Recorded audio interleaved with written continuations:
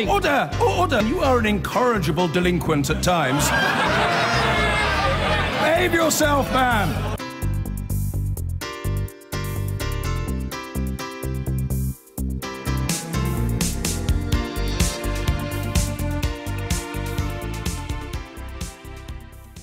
And tomorrow marks the first birthday of the new European newspaper, which launched in a record 9 days in support of those in the UK who voted to remain in the European Union.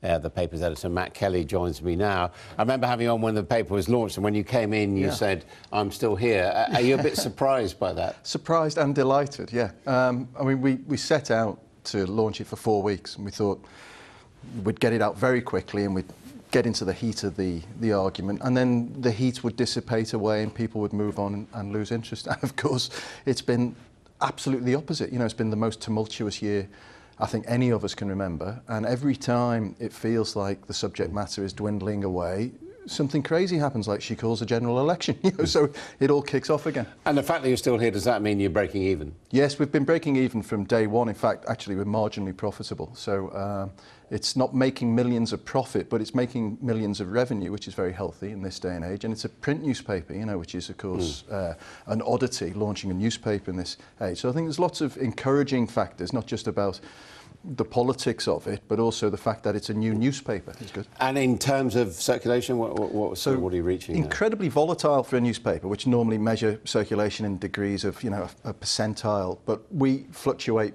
10 or 15% on any given week, depending on what's going on, between 20,000, 25,000. We had a cracker on the general election week. We sold more than 25,000. So, and it's on an upward tick, which is good. Now, we've seen the front cover there, yeah. Brexit bust, the headline. Yeah. I mean, is it really just a comfort blanket for Ramonas? No, it's not. Well, I think that would have been a fair accusation a few months ago, but I think anybody objectively looking at the landscape now would say the sentiment is on the move, and I think we are seeing a lot more people thinking we're credible.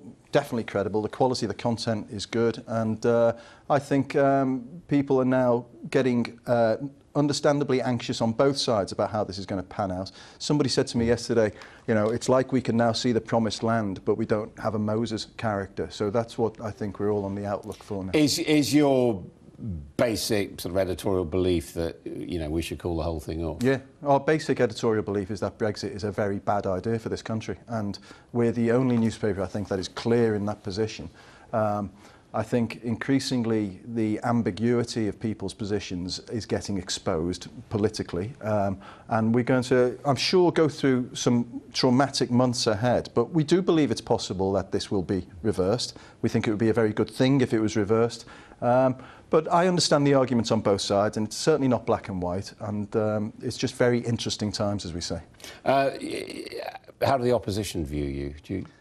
Well, I think, listen, we've won 3 major industry awards in the last year, so I think the industry thinks we're a good newspaper, and that's great for me as a journalist. I think we're a stone in the shoe of some papers like the Daily Mail, but no more than that. You know, our circulation is minuscule compared to them.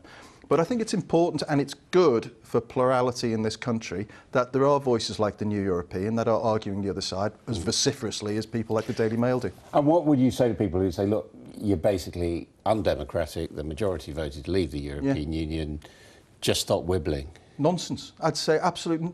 Democracy is not a fixed point in time. It wasn't a point of singularity on June the 23rd last year. Democracy should be a reflection of the will of the nation. And I keep hearing about the will of the people, and the will of the people is changing. If you look at the polls, and we can all talk about polls, but if you look at the polls, the general trajectory of it is one of either complete boredom of the subject or antipathy towards the way we're headed. And great deal of nervousness from core industries like the pharmaceutical industry or the motor industry about what does this mean. And I think if you look at the whole narrative arc of Brexit and consider the way it's going, 6 months ago what I've just said would have been dismissed as absolute lunacy and the ravings of a madman. Now not so much. I think the trajectory is changing, and I think in another 6 months we might find ourselves having a wholly different conversation about Brexit. Well, congratulations on your first birthday of the new European. Thank you very much indeed for joining us.